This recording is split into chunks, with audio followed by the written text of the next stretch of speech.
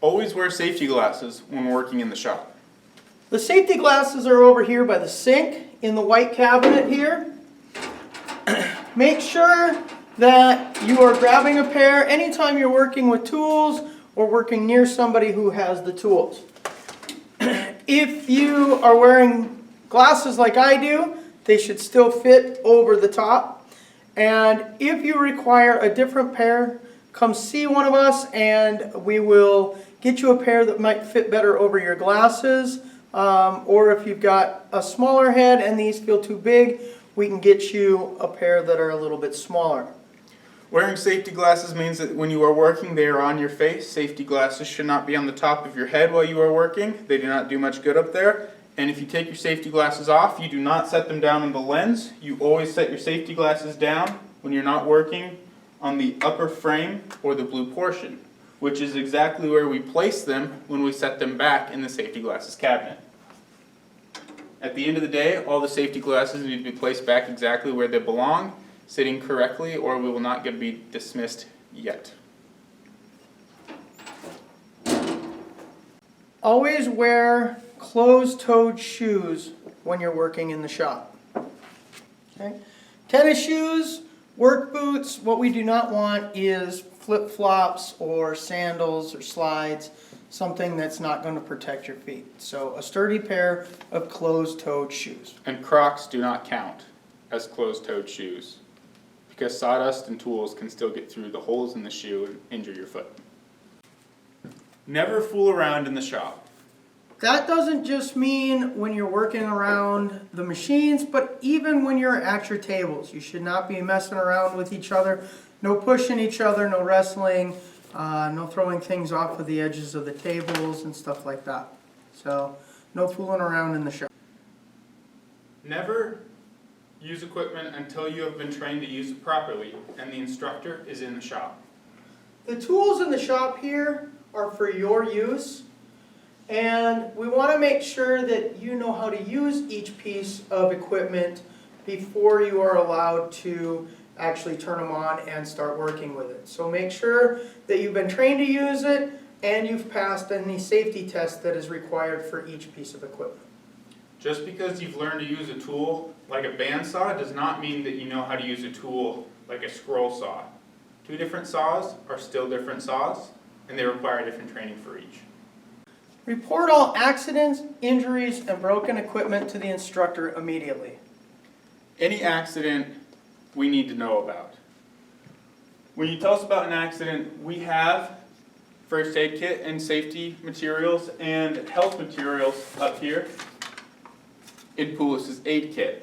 This includes gauze, bandages, disinfectants, cotton swabs, everything we need to make sure that you are safe if there is an accident or injury to occur in the shop.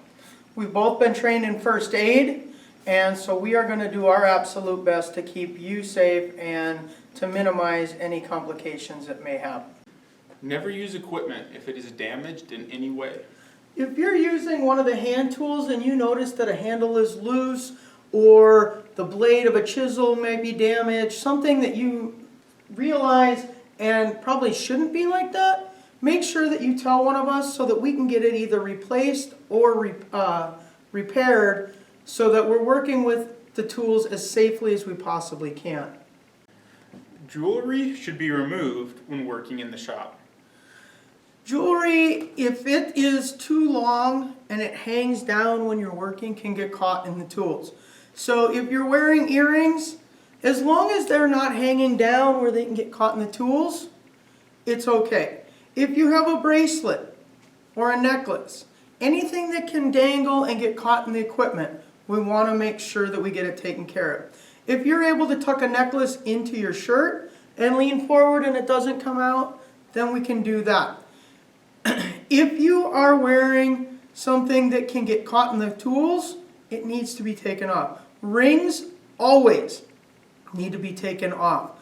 A ring is probably the most dangerous piece of jewelry that you can have in the shop because even though it usually fits pretty tight to your finger, it's something that can get caught easily on a ladder, on a cord, or get in the way when you're working with the different tools. So absolutely, without question, rings need to be taken off. And then if you have anything that's loose and dangling, that also needs to be taken care of. Long hair should be tied back or tucked in a hat. If you need a hair tie, come see me, and I can provide either a hair tie or a rubber band. But definitely want to pull your hair back, get it out of the way, so that when we are working in the shop, we don't have anything that can get caught in the tools and get in the way of the equipment and pull on your hair.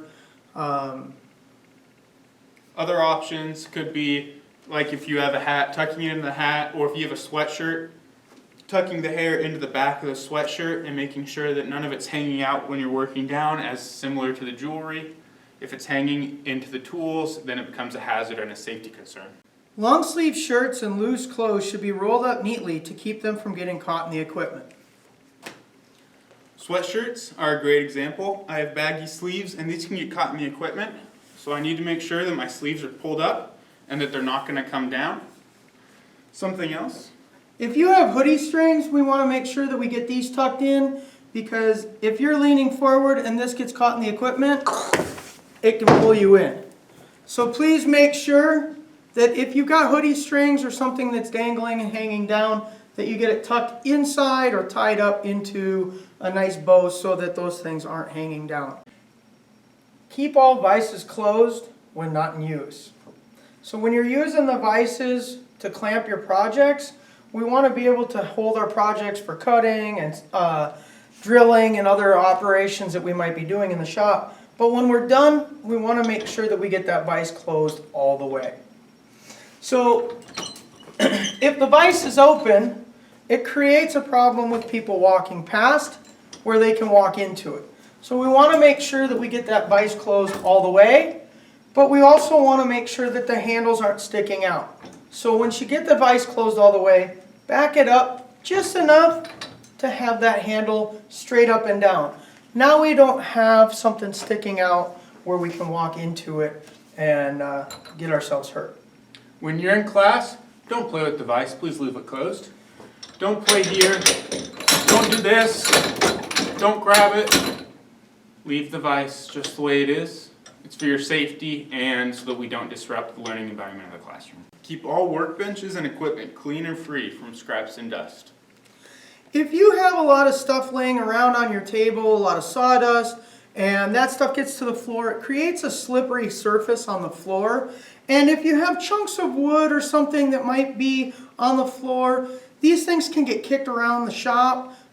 People can step on them, trip on stuff. So we want to make sure that any kinds of scraps and things like that get cleaned up, pushed towards the side of the workbenches, underneath the workbenches, that we can get them when we do cleanup later. But we want to make sure that we're keeping our areas nice and neat while we're working.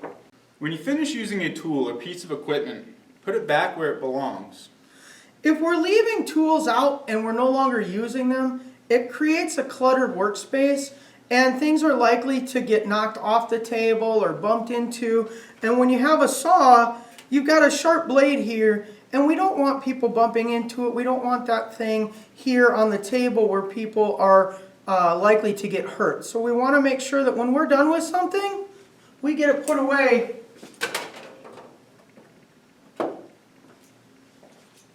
It also makes it easier for people to find it when they need that tool. Every tool has a home. When you look in the tool chest, we can see hammers, different types of saws, planes, measuring equipment, and so forth throughout. So when you put it away, just don't put it away anywhere. Make sure you put it back where its home is, like Mr. P said, so somebody else can find it. If we're putting stuff away when we're done with it, it also makes cleanup way easier at the end of the class period or at the end of Club Sawdust. So we want to get those things put away as soon as we're done using them. Only use tools for the job that they were designed for. In the tool cabinet and throughout the shop, we've got tools that are designed for specific purposes. Please make sure that you're using those tools the way they were intended. What we don't want to do is grab, say, a chisel and try to use it as a screwdriver or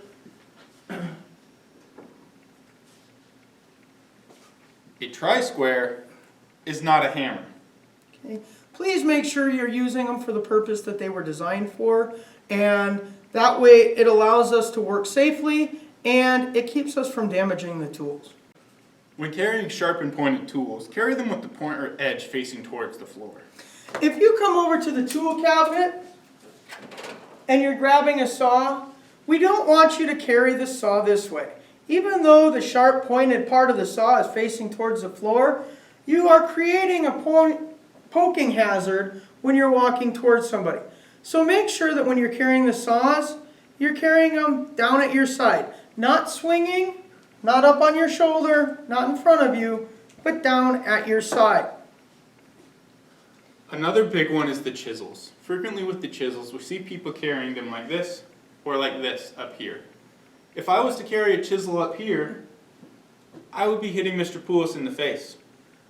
Chisels need to be carried with the point down, facing the floor, covered up, not towards anyone else or yourself. Clean up all spills immediately. We can have up to 5 people per table here in this shop. When you have 5 people, each with a drink of water or coffee, it clutters your workspace similar to having too many tools or dust and pieces of material sitting around. So we want to make sure that if you're working at your table and you knock something over, if you're creating a mess, we need to get that cleaned up right away. We want to make sure that we don't have any liquids that are getting spilled on the tables where they can ruin things, on the floor where they create a safety hazard. It could be the basket of sandpaper over by the sink cabinet. We just want to make sure that we're getting any spills cleaned up right away. It allows for us to have that safer work environment. Disconnect all equipment before making any adjustments or changing blades. If you need a blade changed on any of the equipment in here, that's something that we're going to do for you. However, when you're using a sander, an electric sander like this one, and you need to change the sandpaper, it is very, very important that you disconnect the sander before you start adjusting this. What we do not want is you leaving it connected, trying to change the sandpaper, and accidentally turning on the power button, and then the sander starts up in the middle of changing those sandpaper pieces. So make sure that you disconnect before you start making those adjustments. Stay away from other people when they are using equipment. When we're working in the shop, we can have up to 5 people at a table, and that's a very small workspace sometimes. So when you're working, be aware who's around you, and on the other end, don't let other people distract you. When you're working, I don't want to hit Mr. P with the backside of my hammer.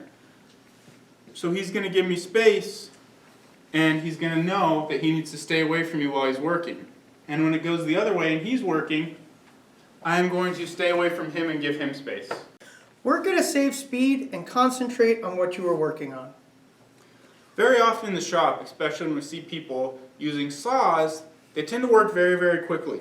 They come in, they get started, and they want to go as fast as they can. And they can't talk and they can't see what they're doing. But when you're sawing, you want to concentrate, look at what you're working on, and focus on doing things the right way and being slow and steady with what you do.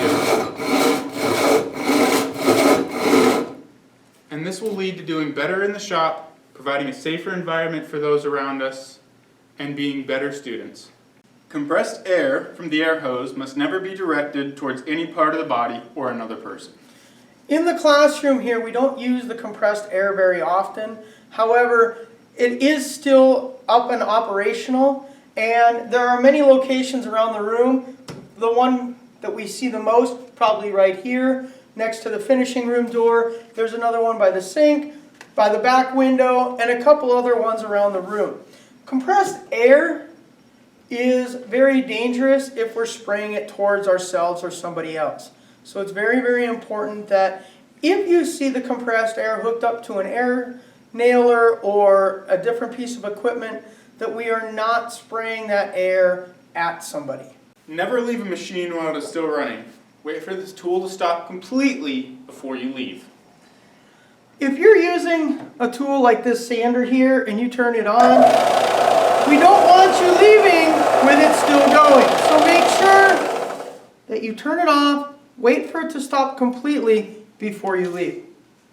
This is also a very common occurrence in the bandsaws. The bandsaws, like the sander, tend to run for quite a while after you shut it off.